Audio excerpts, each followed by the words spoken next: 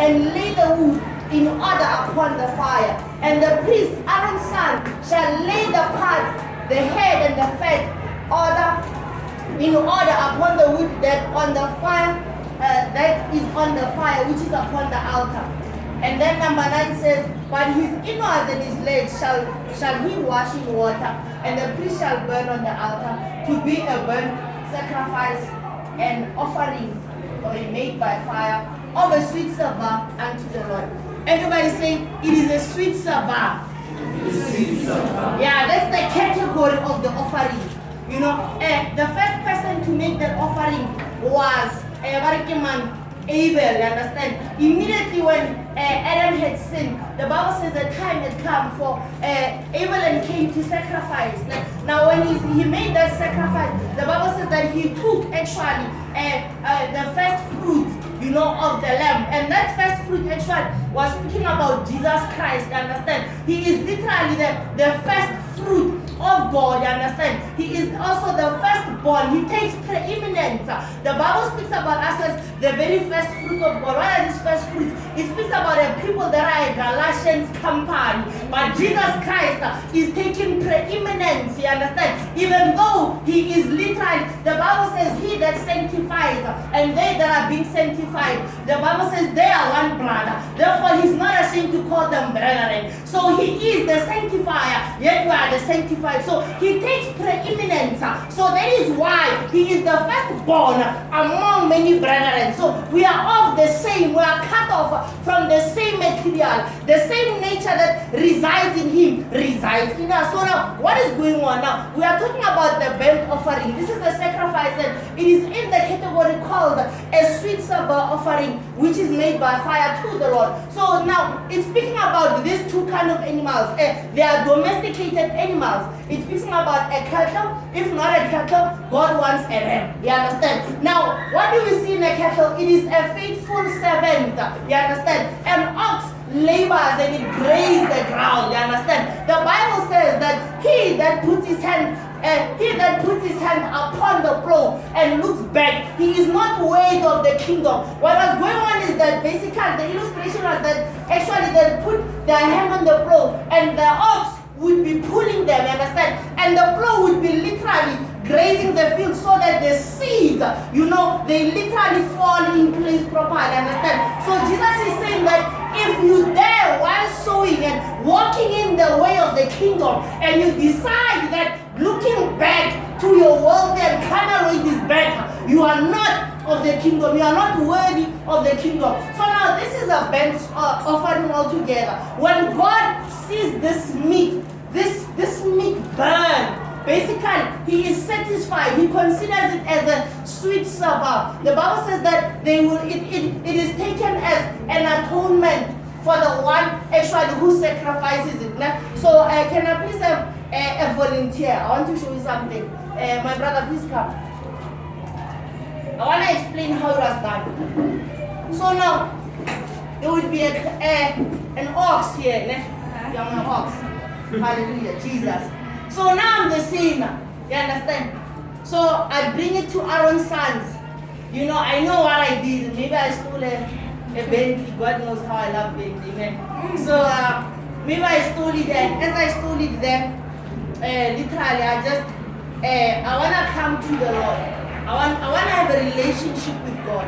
So now I bring this ox of mine. You understand?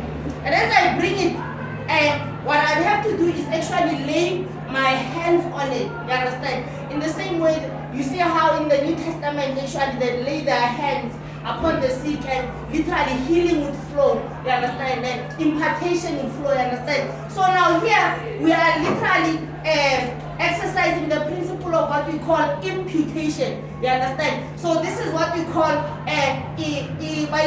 substitution. You understand as well? So now this ox of mine, I'll just lay my hands on it, and in faith, literally impute all my sins on it. You understand? And I will take its innocence. You understand? And then my sins, it's going to bear, and it will be taken to the altar. And as it's slaughtered, the Bible says that its innards would be taken, its head would be taken, they would be divided, you understand? And then the Bible says that actually they would be burnt the whole while, you understand? So now fire would come, fire actually would be kindled, and by the priest said, this sacrifice would burn all the while. And when God smells that, he considers it a sweet savor. You understand? Thank you, my brother. You're a good ox. So now, what am I trying to say? Now, Jesus is that faithful ox. You understand? How is it a faithful ox? You understand? The Bible talks about, you see, the ox knows its master's crib. You understand? The Bible talks about how also the wild ass knows its master's stable altogether. Understand? So now, Jesus is literally that faithful ox that knows the way of the Father. When you look at the first 4 books of the New Testament, they speak about the 4 living creatures which John saw when he was getting a revelation of who Jesus Christ is.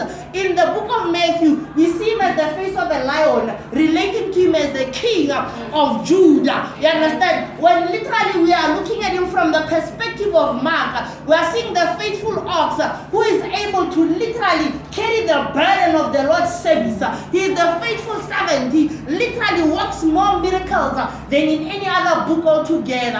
When we see him in the book of Luke, we are seeing him as a man. He is so tender-hearted and he is mild. He relates to the people. He is lowly. He is a man amongst men. And then on top of that, in the book of John, we see him as the face of an eagle because he is the heavenly one. John says that which was of the beginning, which we have heard, which we have seen. And he then goes in John chapter 1 verse 1. He says in the beginning was the Word. The Word was with God and the Word was God. So he's literally going to the beginning and seeing him as an eagle that has made its nest in heavenly places. As the Bible says, now we have been seated with Christ, even in the heavenly places. So Christ is seated, he is nested in the heavenly places.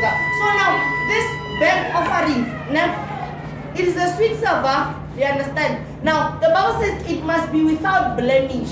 What is that blemish? It means that Jesus Christ lived an innocent life before God. You understand? His walk actually was not tarnished. He was a man that modeled out a good reputation even before God, you understand? And such that when God, literally now, when we at the cross, when we encounter him as literally, because that brazen altar is speaking of the cross, when we encounter him at the cross, we see him as that faithful ox that literally was able to bear the burden of the Lord's commandment, so that it may be so that he who, the Bible says that he who knew no sin was made sin, you know, so you understand, he was made sin, understand, so that we may become the very righteousness of God. So now he is that ox that when we are seeing and we are seated at the cross, we impute our sins upon him,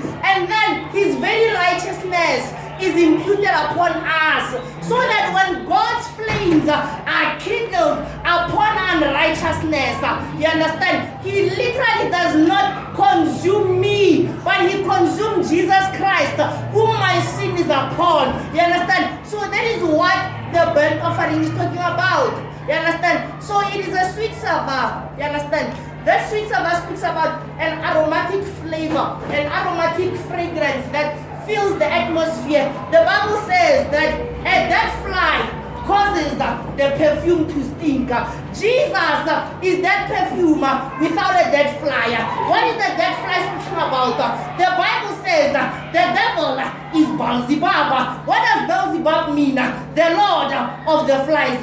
When you see in the book of Exodus, the Bible says the 6th plague that God released upon the land was a plague of flies.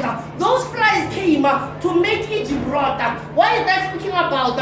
It says if you are an unbeliever, if you are living in the land of Egypt, the devil is causing your life to rot. In every place of your life, there is a little fly hovering around and causing your perfume to stink. So it is not a surprise when you have a bad character. It is not a surprise when you lie. It is not a character. It is not a surprise when you walk and stumble in sin altogether. Why? Because there is a dead fly that is causing your perfume to stink. So Jesus is that sweet flavor, that aromatic flavor that does not have a dead fly in. Hallelujah. Amen. Let us close our eyes and pray. Father, we love you. Thank you for your word. May it yield in their lives. Amen. Amen. Yeah. Hallelujah. Amen.